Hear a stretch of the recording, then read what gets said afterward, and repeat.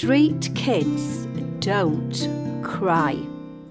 An extract from one of the Chavos novels by Anna Mckann. "What's the commotion?" asked Angelina, bobbing her head around the shelter entrance. "Oh, noise," mumbled Roberto. "Can't anyone get any sleep around here?" "Shut up, you lot. I'm sleeping." "If you are, you're talking in your sleep," came the quip from Delita with great amusement. Roberto tuttered, ignoring her. "Will it hurt?" whimpered Mikey. "Don't think so," replied Hugo. "Don't think so? Better be sure so." "Listen, it can't hurt as much as the pain you have now. Once it's out, the infection will drain. We'll stuff your mouth with gel from one of Rossius' plants. That'll do the job. But what if it's poisonous? You'll die." "Huh? Oh, shut up. Do you want it out or not?" "Yes, but..." "OK, put up and shut up. Lean back and open your mouth. Wider, wider. Uno, dos. Ouch, ouch. I haven't done anything yet. What's wrong with you? Stop behaving like a wimp," skittered Hugo. "What's going on?" mumbled Roberto, peering from beneath his dirty blanket once again. "Oh, go back to sleep, Roberto," snapped Miggy. "It's just another shelter drama." He turned to organise his new shoe-shining box, which he had found earlier abandoned at the rubbish dump. "What are you doing with those scary-looking things?" asked Delita. Roberto, jumping up to see. "Going to pull out Mikey's rotten tooth." Looking at the pained expression on Mikey's face. "Oh, you are joking," she asked. "Listen," exclaimed Hugo. "Mikey's been in pain for days. Look in his mouth, it's all yellow and gammy." No thanks." "We'll take your word for it," said Delita, wrinkling her face. "Well, it has to come out. Only needs one quick pull with these pliers." "Pull the thing out and then we can get some sleep," snapped Roberto, sniffing on a small packet of obnoxious-looking stuff. Delita snatched it from him. "Don't do that, Roberto. You will end up like Bobby Sniff, dead in a doorway." "Don't care if I do," he snapped, pulling his sweater over his head.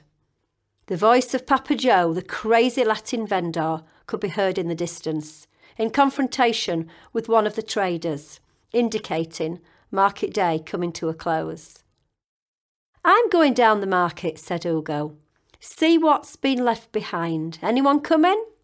Mikey, if you still want your tooth pulling, I'll do it later." Mikey looked fearful, but laughed a false pretend sort of laugh. The pain in his mouth was too much to bear. The previous night he had felt like banging his head against the shelter wall. What did he need teeth for anyway? He knew this Chava who had no teeth. Someone had knocked them out, and he seemed to manage quite well. The kids strolled out of the shelter, heading down the bank into the street below. Suddenly, Mikey shouted, "It's here!" "What's here?" asked Rossio, following behind. He held out his filthy hand to reveal the dirty black tooth. "It fell out. I just pressed it and it fell out. Lucky, eh?" "Oh, rotten to the core," exclaimed Rossio. "Now perhaps you will stop moaning. I'll mix you that potion. Gel from the aloe vera plant will do quite well. The infection will soon drain away, but you'll probably be in pain for a few more days." She smiled, clipped his ear, and feeling very useful, off she went to sort out her remedy. Mikey returned to the shelter and threw himself onto one of the mattresses. He suddenly felt bad again, really bad. Come on, Delita, said Manolo, prodding her in the ribs. Let's skip the market and take a walk over to the Basura. Are you coming with us, Angelina? Sure am. Manolo, asked Delita, do you ever think about your parents? No, answered Manolo abruptly. What's the point? My mother's dead, and I never had a father, so why do you ask? 'Cause I think about my mother all the time. I want to find her. You've always been a dreamer, said Angelina, Manolo's twin. I'm not a dreamer. I'm going to find her. I know I am.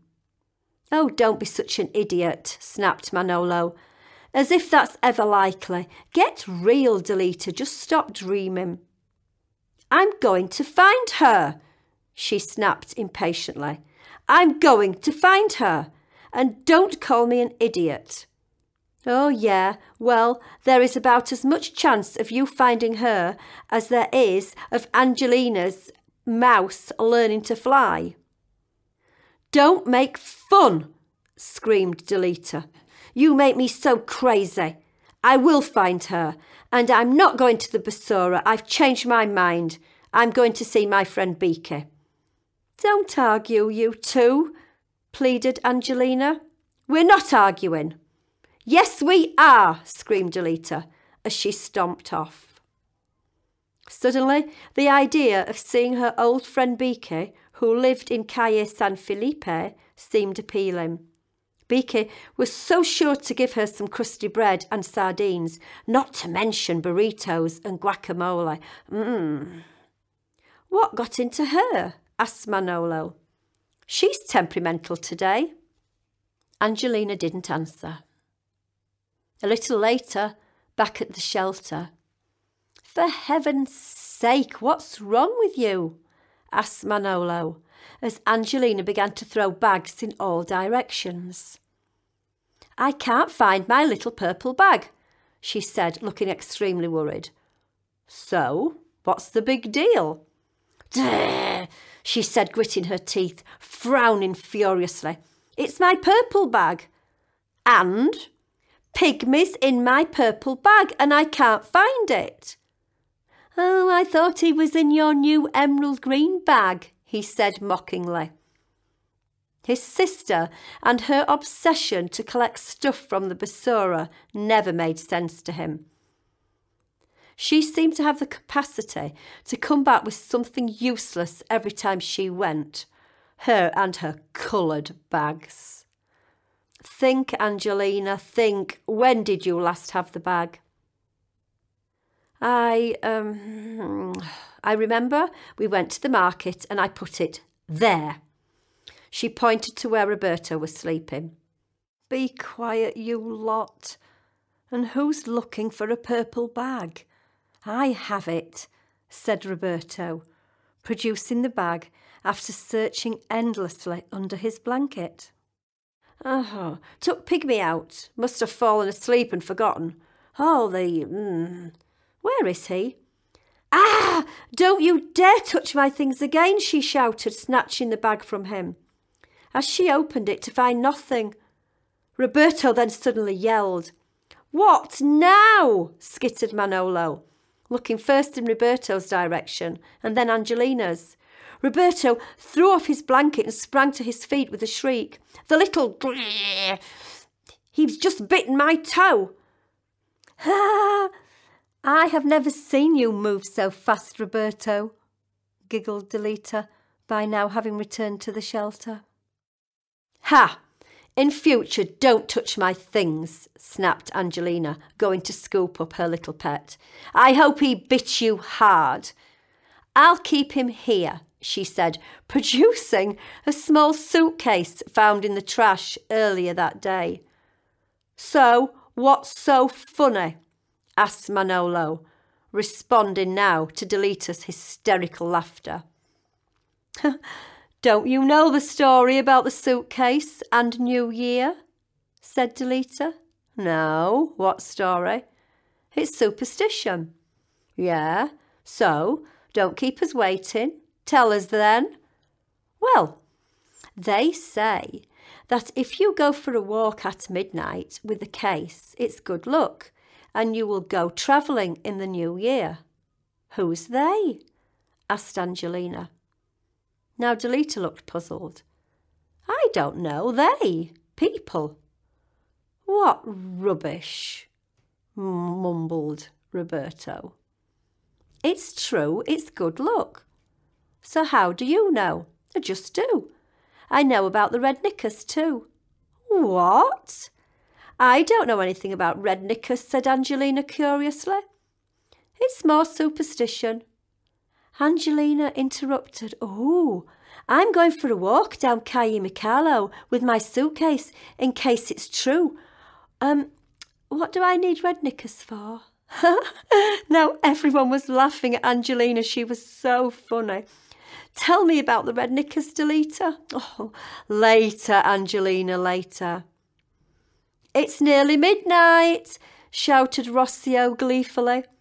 Oh, almost forgot, exclaimed Delita. I saw Beaky today and she gave me some grapes. Let's have fun, Manolo. I never did do 12 grapes at midnight. It's lucky. And guess what else? Rosa gave me some cheese and fruit when I passed her market stall. She looked around. So, where are they? I left them on the mattress. Mikey Mean has been sitting there. Delita screamed as Manolo picked up a discarded cheese wrapper and an empty plastic bag. Mikey! They both yelled. Mikey, you don't change. You are so mean. And I thought you were supposed to have toothache, she yelled. Well, not now. The rotten tooth's gone. Well, face ache or something, she said as she turned her back and stomped out of the shelter. She found a quiet corner and sat in the doorway of a small tobacconist, sheltering from the cool night breeze. Tossing her matted brown hair away from her pretty but dirty face, those large brown eyes began to water. She wanted to cry. It was New Year's Eve. Would this year be just the same as last? Would it have been different if she had taken the 12 grapes? They're supposed to bring you luck. The tears pricked her eyes. Then she remembered. Street kids don't cry.